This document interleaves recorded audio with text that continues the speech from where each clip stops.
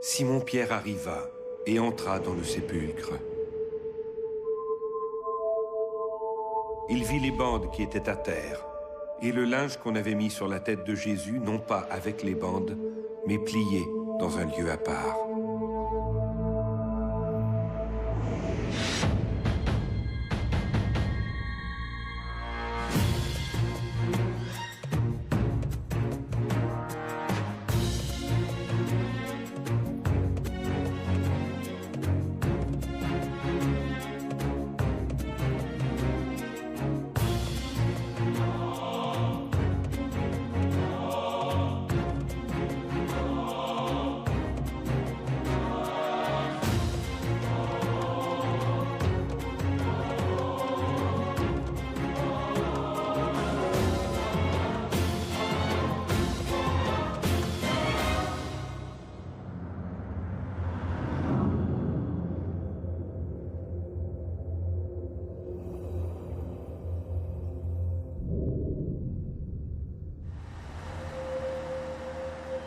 On dit que les progrès de la génétique sont si rapides qu'il sera bientôt possible de cloner des organismes biologiques complexes, et ce, à partir d'une seule cellule sanguine.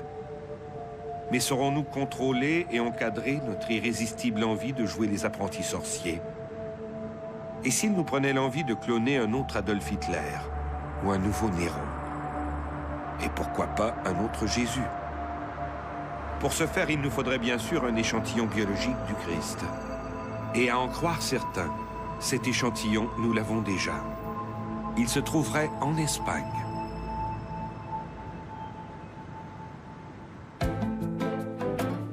En sillonnant les routes d'Espagne du sud vers le nord, on ne peut qu'être frappé par le caractère particulier du pays, un mélange d'influences romaines et arabes, héritage de son passé. L'architecture et la décoration espagnole empruntent à divers styles intégrés si parfaitement qu'il devient difficile de les discerner. Conquise par les Arabes en 711, l'Espagne sera musulmane pendant 3 siècles. Les Wisigoths chrétiens qui l'occupaient jusque-là ont fui vers le nord du pays devant la montée de l'islam. Mais eux, d'où venaient-ils? Alors d'abord les Wisigoths. Les Wisigoths, ce sont les Goths de l'Ouest. Les Goths, ce sont des tribus germaniques qui sont parties de Scandinavie et qui se sont retrouvées sur les rives du Danube, très à l'est, ce qui leur a permis de se frotter pendant plusieurs décennies, même peut-être des siècles, avec la civilisation romaine. En particulier, les Goths, les Wisigoths, ont été christianisés. Donc les Wisigoths pénètrent après avoir servi Rome sur les frontières, sur le Limès, sur la limite avec le monde germanique, pour éviter que d'autres peuples attaquent Rome, pénètrent à l'intérieur de l'Empire et ils se partagent l'Occident, en particulier les Ostrogoths restent en Italie et les Wisigoths restent dans la péninsule ibérique, dans ce qu'on appelle alors l'Hispania, l'Espagne. Puis, à partir des Asturies au nord, les chrétiens wisigoths vont reconquérir l'Espagne. L'Espagne ne redeviendra chrétienne qu'en 1492, année où Christophe Colomb allait partir à la découverte d'un nouveau monde.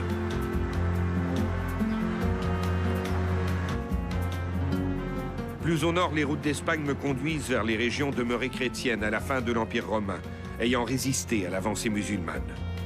Les églises et les abbayes s'y succèdent, jusqu'à Oviedo. La ville d'Oviedo se situe donc dans le nord de l'Espagne, dans la province des Asturies. Fondée au 8e siècle sur une colline que les Romains de l'Antiquité appelaient Ovetao, son agglomération compte aujourd'hui quelques 220 000 habitants. Sur une grande esplanade au centre de la ville, trône la cathédrale San Salvador.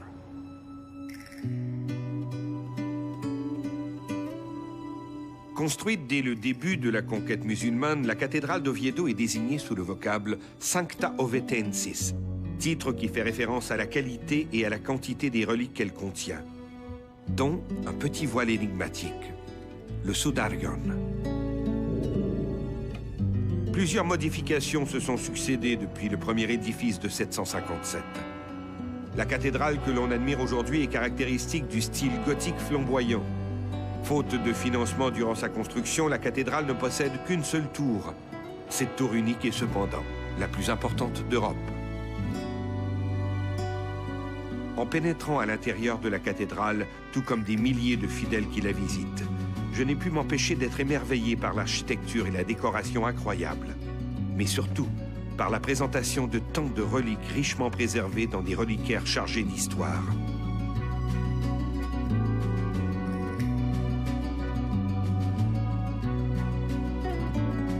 Parmi tous ces trésors de la foi chrétienne, au sous-sol, dans la Camera Sancta, la chambre sainte, se trouve le but de ma visite, l'énigmatique Sudarion, le suaire d'Oviedo.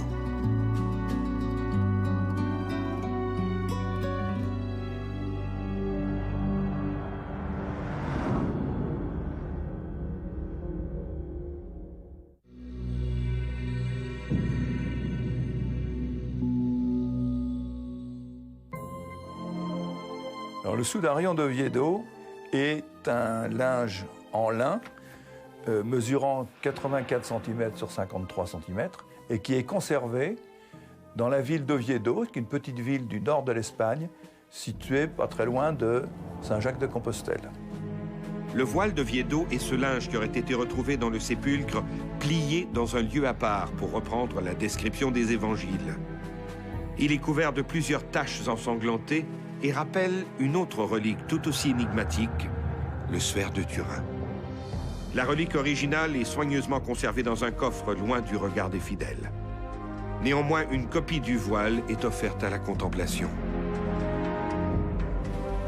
Alors, il y a souvent une confusion. On parle du suaire pour le linceul de Turin, alors que le linceul, c'est un linceul, un linge mortuaire. Et le suaire existe. Il est mentionné dans Saint Jean, passage de la résurrection. Il y avait le linceul d'un côté et le suaire plié de l'autre côté, ou roulé selon les traductions. En fait, ce suaire, c'est un linge à essuyer la sueur. Donc c'est une pièce de lin que les orientaux ont pour s'essuyer. Quand il fait très chaud, ils transpirent, donc on s'essuie. C'est ça. Or, la pose du suaire était une obligation légale imposée par le Temple. Quand quelqu'un mourait de mort violente, il fallait lui cacher le visage avec un suaire. Donc, le Christ, sur la croix, dès qu'il a été mort officiellement, c'est-à-dire après le coup de lance, pas quand il est mort. Quand on a demandé la dépose de la croix, les soldats sont venus, ils ont constaté que Jésus était mort, ils ont donné le coup de lance. Ça, c'est comme on fusille les gens, on donne un coup de grâce dans la tête, comme ça. C'est l'acte officiel. Donc, quand Jésus a reçu le coup de lance, on lui a mis un suaire sur la tête. Et ce suaire, bien sûr, il est resté sur la tête de Jésus le temps qu'on le dépose et qu'on le mette au tombeau. Donc, c'était l'obligation. Alors, pendant ce temps-là, Joseph d'Arimathie est parti acheter un linceul. Ils sont revenus et ils l'ont enterré. Ils l'ont mis en tombeau très, très vite parce que le sabbat arrivait. Par son tissage archaïque, le Sudarion d'Oviedo est semblable à d'autres étoffes datant de l'Antiquité. Son histoire est un mélange de traditions et de faits avérés. Après la résurrection du Christ, le voile aurait été conservé par ses disciples dans un coffre de cèdre. On peut même remonter, d'après certains historiens, avant l'année 614, où il se trouvait encore en Palestine. En fait, on n'a pas de trace de sa présence à Jérusalem d'une manière très précise, puisqu'il semblerait que tous les linges sépulcraux, parce qu'il n'y a pas eu que le linceul, il y a eu des bandelettes qui ont servi à attacher le linceul pour bien border le corps. Il y avait certainement d'autres toiles qui étaient prévues pour la sépulture, puisque le jour de Pâques, les saintes femmes sont revenues faire la sépulture. C'est-à-dire nettoyer le corps, couper les cheveux, couper la barbe. Il y avait 7 ablutions rituelles. Et ensuite, on changeait le linceul, en mettre un autre. Il y avait plusieurs linceuls. Donc, tout ceci était certainement présent. Donc, ça a été conservé par les apôtres. Et les témoignages que l'on a, même à partir du IVe siècle, notamment d'un évêque qui s'appelle Arculf, qui nous dit, voilà, les linges sépulcraux sont dans un coffre... Et il donne à peu près, il donne un certain nombre de détails. Donc on sait qu'ils étaient là dans un coffre. La relique aurait ainsi été gardée à Jérusalem jusqu'en 614, année où la ville tomba aux mains des Perses. Les Perses avaient déjà pris Édesse, oui, et ils attaquent Jérusalem. Alors qu'est-ce que l'on fait? On met les reliques en sécurité. Alors les reliques ont certainement été dispersées C'est ce que l'on fait comme ça. Si l'un tombe aux mains de l'ennemi, tout n'est pas perdu. Et donc, une partie des reliques est mise dans un coffre et envoyée à Alexandrie en Égypte. Donc, le sudario, le suaire, se trouve dedans.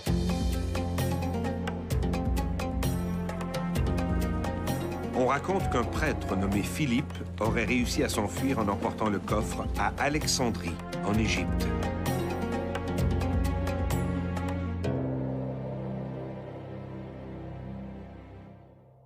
Et ensuite, les Perses arrivent en Égypte vers 630, 640, et à ce moment-là, le suaire repart pour un exil. Il traverse toute l'Afrique du Nord.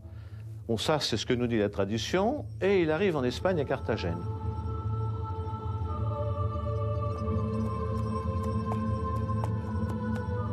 À Carthagène, sur la côte orientale, le coffre fut accueilli par l'évêque d'Écija, Saint Fulgence.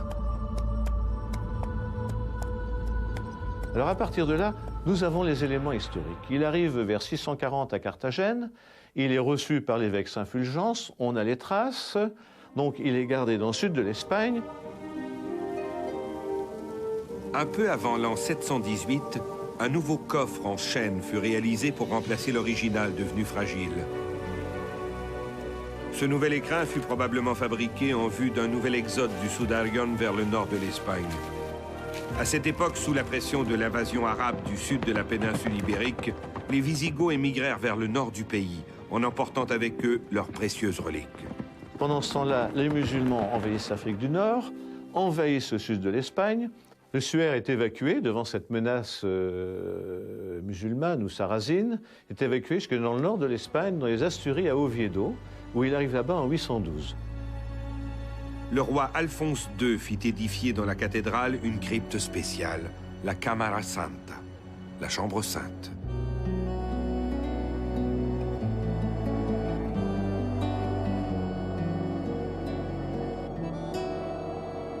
À partir de ce moment-là, Oviedo est devenue une importante ville-étape pour les pèlerins sur le chemin de Saint-Jacques de Compostelle.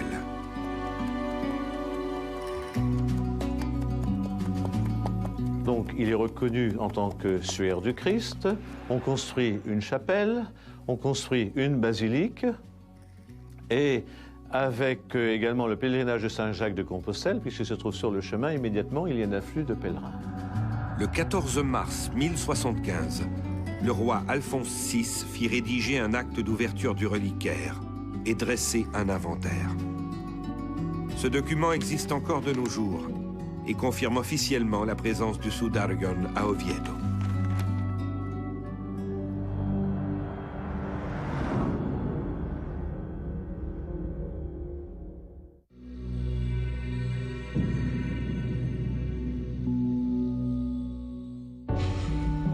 Aujourd'hui, le Sudarion est considéré comme la plus importante relique d'Espagne. Certains spécialistes croient qu'il pourrait un jour permettre de confirmer l'authenticité du célèbre linceul de Turin, voire même nous révéler des détails insoupçonnés sur le Christ lui-même. Le Sudarion d'Oviedo est une relique intéressante, mais très différente du suaire de Turin. Par exemple, le suaire d'Oviedo est beaucoup plus petit que le suaire de Turin, qui fait 4 mètres de long sur 1 mètre de large environ. Sur le suaire d'Oviedo, il y a beaucoup de traces de sang, mais aucune image n'est visible. Les deux reliques, le Sudarion et le suaire, pourraient peut-être permettre un jour de mieux comprendre le personnage du Christ. Historiquement parlant, Jésus de Nazareth est une énigme. D'entrée de jeu, disons qu'il n'existe aucun acte officiel des autorités romaines se rapportant à Jésus. Mais cela n'a rien de surprenant quand on pense à la situation politique de l'époque. En fait, Rome, quand même, c'est la capitale du monde. C'est un peu l'Amérique aujourd'hui. La culture vient du monde romain, la richesse vient du monde romain, l'intelligentsia vient du monde romain, pas seulement de Rome, mais du monde romain. Et les Romains n'ont jamais accepté que la Palestine, c'est-à-dire la Judée, résiste. Donc, aussi pour d'obscures raisons économiques, les Romains regardaient plus loin, en arrière, donc ils ont dit la Judée, elle obéit ou on rase. La Judée, occupée par les Romains, était considérée comme une province éloignée et sans grande importance.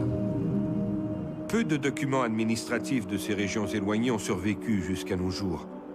Il faut également se rappeler que l'affaire Jésus a beaucoup plus été un problème religieux opposant le Sanhédrin à Jésus qu'un problème judiciaire romain. Il vaut mieux, c'est plus prudent, voir le phénomène Jésus historique assez modeste.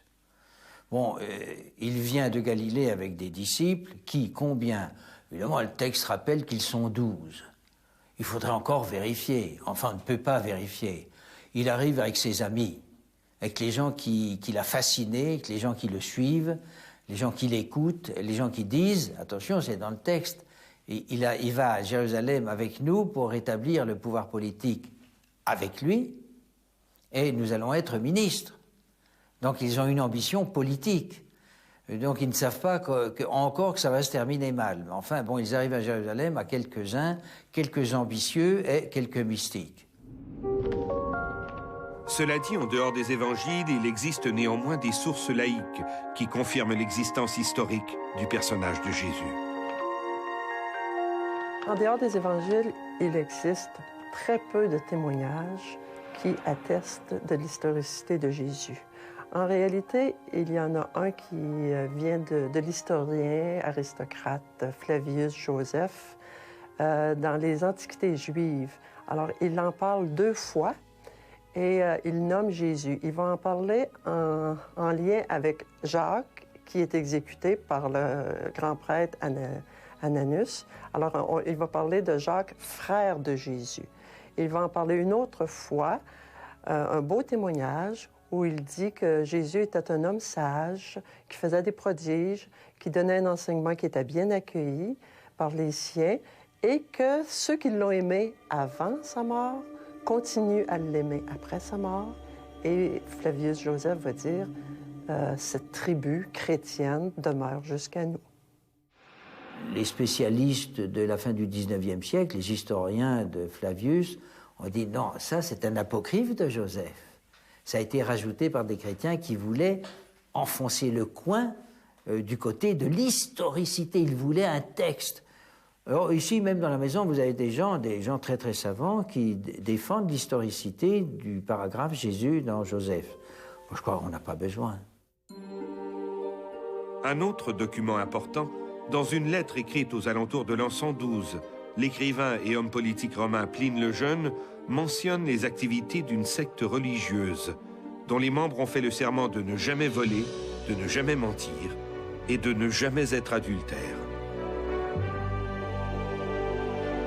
Vers 110-112, on retrouve Pline le Jeune, un gouverneur, qui écrit à l'empereur Trajan pour lui rendre compte de la façon dont il traite les chrétiens qui se disent, de Christ également. Et un troisième témoignage, Tacite, les annales de Tacite vont parler, va évoquer l'incendie de Rome sous Néron, et puis il va parler de ces gens méprisables qui ont été accusés par Néron d'avoir mis le feu, puis il va parler des supplices qu'il leur ont fait subir, et il va dire, ça c'est intéressant parce qu'il va dire que ce personnage-là a été exécuté sous Ponce Pilate en Judée, à Jérusalem. Alors, donc, pour ces auteurs romains, il y a pas on ne met pas en doute l'existence de Jésus. De leur vivant, les auteurs de ces textes, Flavius Joseph, Pline le Jeune et Tacite, ont eu la possibilité de rencontrer des gens qui avaient personnellement connu Jésus, ou à tout le moins les fils ou les filles de ceux-ci. Mais pour les historiens, la meilleure preuve de l'existence de Jésus ne réside pas dans ces documents, mais dans l'histoire elle-même. Après la crucifixion de Jésus, toute la Palestine a été bouleversée par l'expansion rapide du christianisme. Pour les experts, cette situation ne s'explique que par une amorce historique, laquelle amorce ne peut être que le ministère et la crucifixion de Jésus. Dans le 1er siècle qui a suivi les événements ont fait tant de bruit, se sont répandus si rapidement qu'on peut quand même difficilement dire que ça repose sur rien. Il y a certainement un Jésus quelque part. Évidemment, les évangiles décrivent le ministère de Jésus. Mais à quel moment les évangiles ont-ils été écrits? Et par qui? Le Nouveau Testament a-t-il une valeur historique? Ou ne s'agit-il que du récit d'un mythe religieux? Un évangile n'est pas une chronique, c'est-à-dire quelqu'un qui aurait assisté ou pris des notes en suivant Jésus, en notant ce qu'il dit, et qui, à la fin, le Jésus mort, ressuscité éventuellement, se met à rédiger ses souvenirs d'après ses notes. Non, c'est pas du tout cela. En fait, il faut faire attention. Un évangile ne contient pas beaucoup d'histoire, c'est pas historique, c'est théologique. Donc, quand on a dit cela, bon, les gens sont un peu désorientés. Alors, c'est pas historique, non, c'est théologique. C'est-à-dire, c'est un enseignement. Ça veut dire quelque chose. On veut dire quelque chose à quelqu'un. Alors, en fait, les évangiles, l'école biblique fait ça depuis un siècle. On essaie de voir quelles sont les différentes couches, comme un gâteau, fraises, crème, biscuits, etc., qu'il y a dans les évangiles. Alors, on dit, je crois, et ça peut être vrai, on peut changer de théorie, mais enfin, en gros, on dit que ce sont des communautés qui vivaient leur foi, qui ont formé le texte. Ils ont choisi des sermons, ils ont choisi des souvenirs, ils ont choisi surtout des liturgies qui ont fait que soudain, on organisait une espèce de fin de vie de Jésus avec des événements qui, eux, alors parlaient aux fidèles. Mais ce n'est pas un récit historique. Cela dit, nul doute que les textes ont été rédigés sur la trame d'événements factuels, dont plusieurs ont été confirmés par l'archéologie récente, telle la découverte du tombeau de Caïphe, grand prêtre du Sanhédrin et principal accusateur de Jésus. Chaque évangile se réclame d'un auteur unique: Luc, Matthieu, Marc et Jean. Néanmoins, les historiens pensent qu'il s'agit plutôt de petits récits écrits par de nombreux auteurs anonymes et regroupés dans la deuxième moitié du 1er siècle. On méconnaîtrait complètement le sens, la fonction ultime des évangiles. C'est pas une espèce de... Un évangile n'est pas une chambre froide où on conserve des mots. Un évangile est vivant. Vous avez des évangiles, 4 pour l'Église d'aujourd'hui, mais vous avez eu plusieurs évangiles. Vous avez l'évangile de Judas, qui a fait parler de lui d'ailleurs. Vous avez l'évangile de Thomas, vous avez l'évangile de Jacques, etc. Bon, l'Église, au fur et à mesure des siècles, les ont un peu rejetés. Mais vous avez l'évangile de Thomas, par exemple, qui raconte le grand voyage de Jésus aux Indes. Donc ça, c'est la fonction du texte, c'est la fonction de l'évangile. Et les gens ont toujours voulu, les chrétiens ont voulu toujours actualiser ce qu'ils lisaient.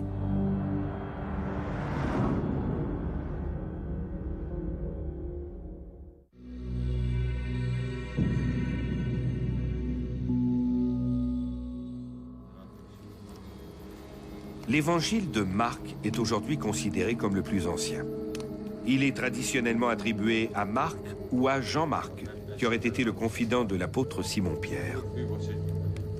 À partir du début, il y a des enseignements, des recueils de paraboles, de miracles de Jésus, et le rédacteur d'un évangile va regrouper cela. Et le premier, c'est Marc. Il aurait été écrit entre les années 66 et 70, durant la Première Guerre juive. Matthieu et Luc vont utiliser l'évangile de Marc. Ils vont l'utiliser presque au complet, plus une autre source, une source qu'on appelle le document Q, qui est inconnu de Marc. Donc, ce sont des rédacteurs qui vont mettre en forme un texte final, mais qui s'inspirent de traditions déjà existantes. Ils ne créent pas de toutes pièces. L'évangile de Jean, considéré comme le plus énigmatique des 4, est associé à l'apôtre Jean, une filiation que les historiens croient vraisemblable. Dans cette perspective, il serait le seul des évangiles à avoir été écrit par un disciple ayant connu directement Jésus. Ces textes qui forment les évangiles dits canoniques, c'est-à-dire officiellement reconnus et acceptés par l'Église, ont été adoptés dans leur forme actuelle en l'an 367. Mais ils ne sont pas les seuls textes religieux à évoquer la vie de Jésus. Parallèlement aux évangiles canoniques, vont apparaître des évangiles dits apocryphes. Pas seulement des évangiles, des actes de Pilate, les actes de Paul. Donc, des écrits dits apocryphes. Il faut faire bien attention. On utilise beaucoup, on se réfère beaucoup à ces récits-là aujourd'hui comme des récits mystérieux. C'est vrai qu'apocryphe signifie secret, caché, mais c'est par opposition aux écrits qui ont été retenus dans le canon des Écritures. Ce n'étaient pas des écrits auxquels seulement les initiés avaient accès, mais c'était des écrits qui commencent à prendre forme au 2e siècle, 3e, 4e siècle, qui sont le reflet de la religion populaire. Ces écrits, même les plus controversés, ne sont pas condamnés par l'Église. Au contraire, le Vatican reconnaît l'authenticité de plusieurs d'entre eux. De façon générale, en tenant compte des évangiles et des textes laïques, que savons-nous exactement de Jésus? Peu de choses en définitive. En l'absence de toute description des traits de Jésus, beaucoup de chrétiens de l'Antiquité tardive et du Moyen-Âge se sont tournés vers les reliques pour se représenter le Christ. Et dans certains cas, ces reliques ont donné réponse à leur quête.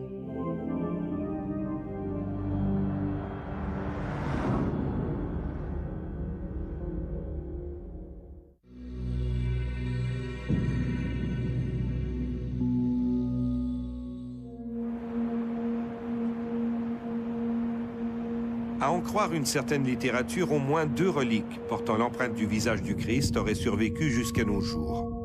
La plus célèbre demeure le linceul de Turin en Italie. Le suaire de Turin est une pièce de tissu de lin de 4,36 m de longueur sur 1,10 m de large, qui est conservée depuis 1578 dans la ville de Turin elle-même, dans la cathédrale. Et selon la tradition, il s'agirait du linceul de Jésus de Nazareth. On aperçoit une image en négatif d'un homme qui est barbu, chevelu, et qui a subi le martyre de Jésus tel qu'il est décrit dans les évangiles. L'autre relique portant l'image du Christ est beaucoup plus mystérieuse et méconnue. Il s'agit du voile de Véronique. À en croire la tradition chrétienne, Jésus serait tombé à 3 reprises sur le chemin du Golgotha. C'est après sa première chute qu'une femme, Bérénice, aurait essuyé son visage couvert de sueur et de sang. Résultat, le visage du Christ s'y serait imprimé de façon miraculeuse. On parle alors d'une Bérénice et non d'une Véronique. Le visage sur le voile de Véronique, vénéré à Rome, est bien sûr une peinture. Cependant, ce portrait peint ressemble trait pour trait au visage de l'homme que l'on retrouve sur le suaire de Turin.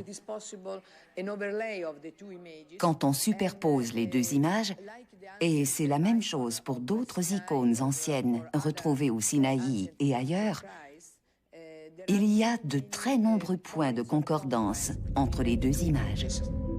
En fait, le prénom de Véronique se serait imposé au fil des siècles, dérivant des mots veram icon, ce qui veut dire image véritable. Nous possédons une description écrite par Monseigneur Duval, faite il y a plus de 100 ans. Monseigneur Duval a eu l'opportunité d'observer en détail le voile de Véronique. Il a noté qu'il ne reste plus sur le voile original que des taches sombres encore visibles. Cette observation a été confirmée lors d'une conférence faite par Monseigneur Hubbard, à laquelle j'ai assisté il y a près de 30 ans. Cela ne signifie pas que l'image était aussi imprécise à l'origine. Dans le passé, le voile ressemblait aux nombreuses reproductions peintes au Moyen-Âge. Mais le visage sur le voile a toujours été foncé, presque noir. Ce n'est pas une caractéristique inhabituelle, puisque nous retrouvons cet attrait pour les visages peints en noir sur de nombreuses icônes anciennes.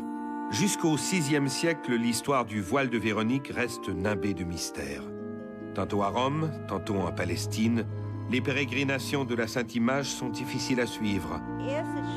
Le premier document écrit que nous avons retracé mentionnant le voile de Véronique a été écrit par un moine au XIe siècle. Ce manuscrit relate que le pape Jean VII, un grec, a ordonné en 705 la construction d'un oratoire, d'une chapelle portant le nom de Véronique à l'intérieur de la basilique Saint-Pierre. Dans cette chapelle, le manuscrit mentionne que le voile de Véronique y demeura conservé, jusqu'à ce que l'ancienne basilique Saint-Pierre fût remplacée par la construction de la nouvelle basilique. Il est écrit que durant la construction, le voile portant la sainte image du Christ fut transféré dans l'un des 4 piliers soutenant la grande coupole de la nouvelle basilique. Ce pilier fut nommé pilier Sainte-Véronique. En 1608, la vieille basilique Saint-Pierre est démolie pour permettre l'érection de la nouvelle basilique. Dans l'inventaire des reliques réalisé à cette occasion, le Véronica est mentionné. Le registre le décrit comme un voile portant l'image du Christ. Pour les pèlerins, le voile de Véronique était l'attraction principale de la basilique. Ce voile est même devenu le but des pèlerinages à Rome. À cause des travaux, la tombe de Saint-Pierre n'était pas accessible au public, mais les fidèles pouvaient contempler et adorer quelque chose d'encore plus important que la tombe de Saint-Pierre, le visage du Christ lui-même sur le voile de Véronique. Tous les croyants qui se rendaient à Rome se procuraient en guise de souvenir une médaille frappée de la représentation du voile de Véronique. Ils fixaient la médaille sur leur bâton de pèlerin ou la cousaient sur le bandeau qu'ils portaient au front. Ainsi, ces pieux fidèles pouvaient affirmer avoir vu la lumière véritable, le saint visage du Christ, que les autres ne pourront contempler qu'au paradis le jour de leur mort. On sait qu'au XVIIe siècle, au moment de la réfection de la basilique Saint-Pierre, de nombreuses copies du Véronica ont été réalisées. On prétend que l'original serait aujourd'hui conservé dans une niche secrète à l'intérieur du pilier de Sainte-Véronique, l'un des 4 piliers qui soutiennent le dôme de la basilique.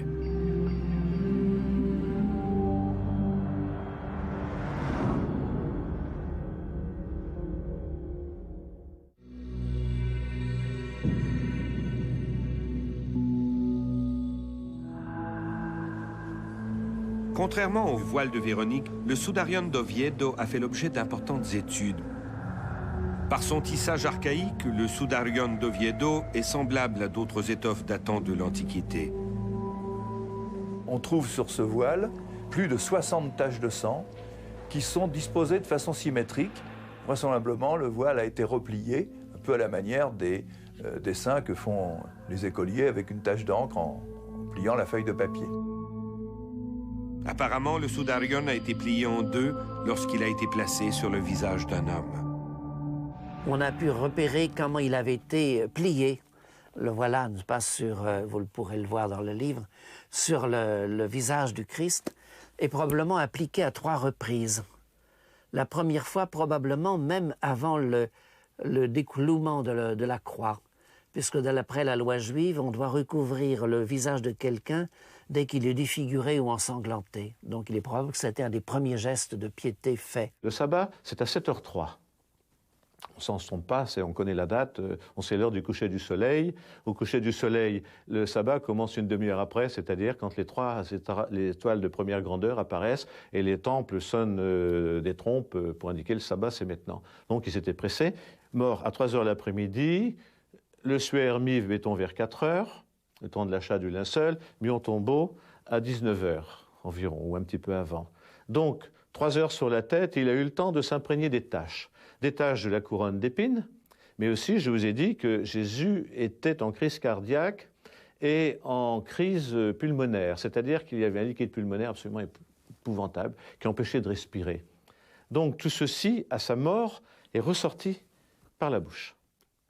Par la bouche et surtout par le nez, puisque la langue faisait un peu obstruction. Il avait la langue très gonflée. Ce qui est extraordinaire, c'est qu'on voit même très nettement que l'on a essayé à 3 reprises d'arrêter le sang coulant par les narines. Il y a dû y avoir beaucoup de sang coulé par les narines.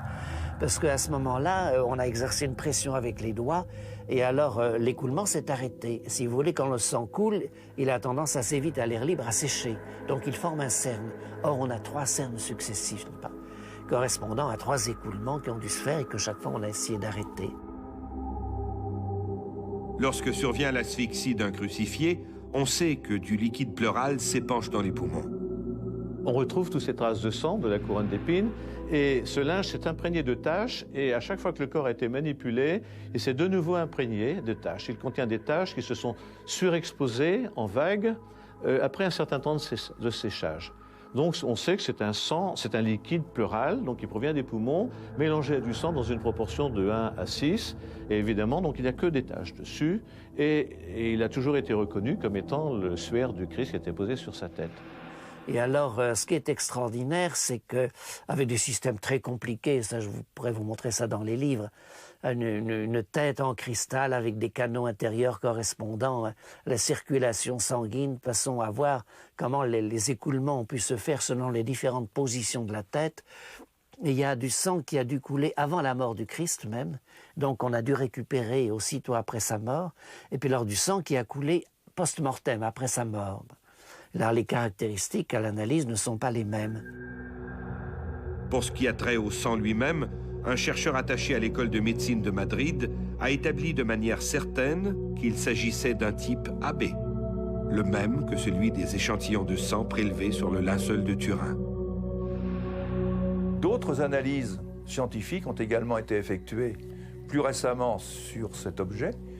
Le groupe sanguin a été défini, il s'agit du groupe sanguin AB, et je crois qu'il n'est pas inutile de rappeler que c'est le même groupe sanguin qui a été trouvé sur le suaire de Turin, ainsi que sur une autre relique qui se trouve près de Paris à Argenteuil, la fameuse tunique d'Argenteuil. Une autre étude, en tenant compte cette fois de la forme des taches et de leur position, a fait ressortir les caractères sémites de l'homme dont le visage a été en contact avec le soudarion. Dans la foulée, les chercheurs ont superposé les taches du soudarion au visage de l'homme du linceul de Turin. Dans la dernière décennie, des recherches ont été entreprises. Ces recherches se poursuivent plus particulièrement par un groupe de chercheurs de l'Université de Turin dont je fais partie. Ces chercheurs se sont intéressés à recréer un modèle informatique à 3 dimensions basé sur tous les paramètres géométriques et les caractéristiques des tissus des reliques, dans le but de comparer les traces de sang retrouvées sur le suaire d'Oviedo et celui de Turin, et ce, afin de comparer les différences et les similitudes. C'est un travail très complexe, car on doit tenir compte des mouvements dynamiques de ces reliques lors de la crucifixion. Le résultat a été surprenant. Les taches permettent de définir la morphologie du visage avec des dimensions, et cette morphologie correspond à la morphologie de la tête du linceul, de l'image du linceul de Turin. Donc on a repositionné et on s'est rendu compte que les taches du suaire se juxtaposaient très bien, très fortement, avec celles que l'on retrouve sur le linceul de Turin. Donc, sur le plan scientifique, on peut affirmer, sans se tromper, que ce linge a été posé sur la tête du même cadavre qui a été dans le linceul de Turin. Non seulement les taches du soudarion et celles du linceul se superposent-elles parfaitement, mais les traits de l'homme du linceul correspondent exactement aux arêtes marquées par les taches du soudarion. Il est presque certain que le soudarion d'Oviedo et le linceul de Turin ont tous deux été utilisés pour couvrir le même homme.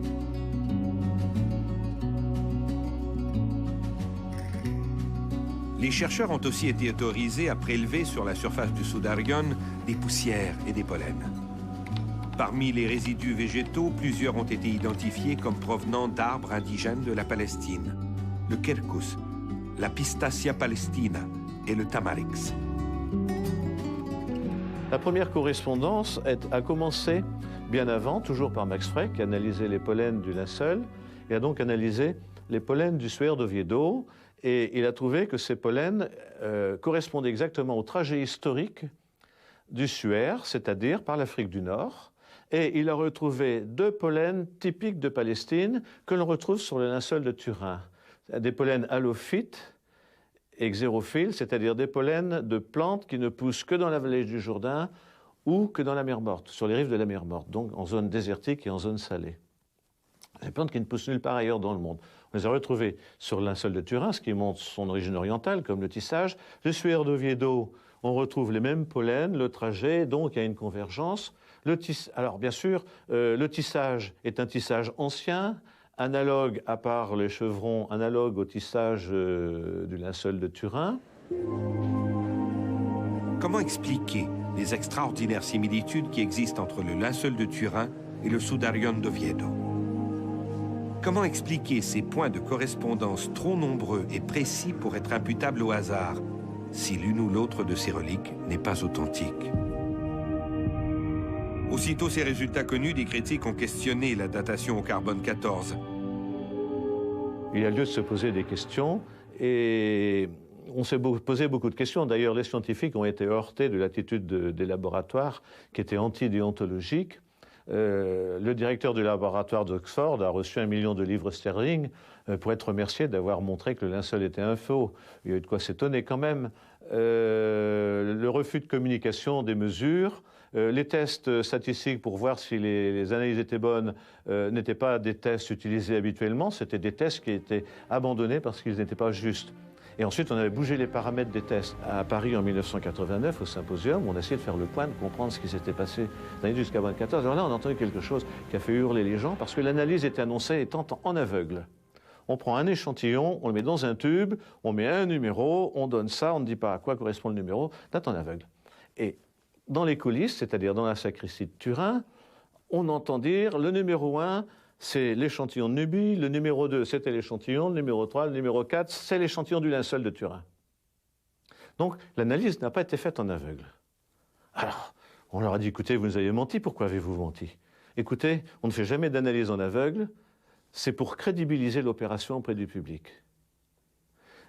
Ça, c'est officiel. Et pourquoi ne font-ils pas d'analyse en aveugle? Parce qu'un élément archéologique a pu être conservé dans l'humidité, dans la terre, donc il subit des pollutions, un linge encore plus facilement, et donc il est nécessaire d'enlever ces pollutions, parce que ces pollutions vont fausser les dates. Il y a les micro-organismes aussi qui se déposent, les champignons, les levures qui se déposent sur les linges en particulier, rajeunissent les dates parce qu'il y a un enrichissement isotopique. Il suffit d'un enrichissement de 17% pour rajeunir de 1200 ans. Donc, ce qui fait qu'on a eu plein de choses anormales qui permettent de jeter le plus grand doute sur ces analyses.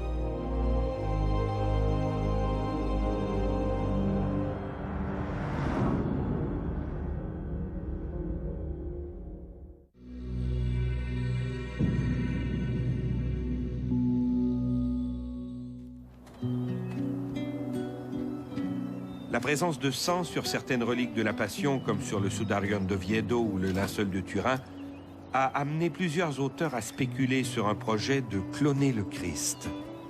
À partir d'échantillons fragmentaires, pourra-t-on vraiment redonner vie à Jésus de Nazareth? S'il s'agit bien entendu de son sang. L'idée est à la fois enivrante et inquiétante. Imaginons un instant une véritable copie carbone de Jésus, identique tant sur le plan physique que psychologique. Que penserait-il de nous? Il y a fort à parier qu'il serait déçu.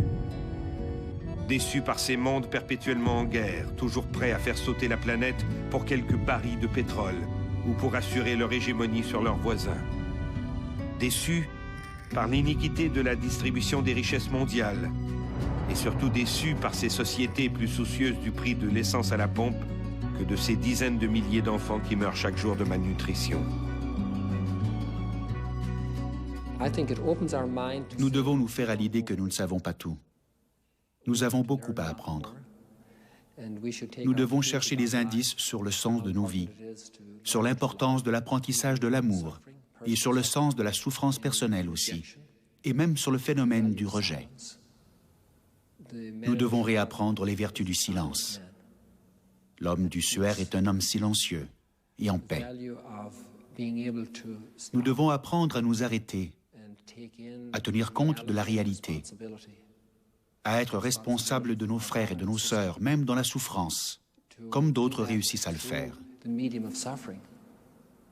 Les plus grands sont ceux et celles qui ont servi les autres malgré leur souffrance. Dans les grandes histoires d'amour, la souffrance n'est-elle pas toujours nécessaire pour accomplir l'amour idéal? Pourrions-nous cloner la pensée du Fils de Dieu, nous qui l'avons déjà crucifié? Il faut croire que 2000 ans n'ont pas suffi pour comprendre son message d'amour et de compassion.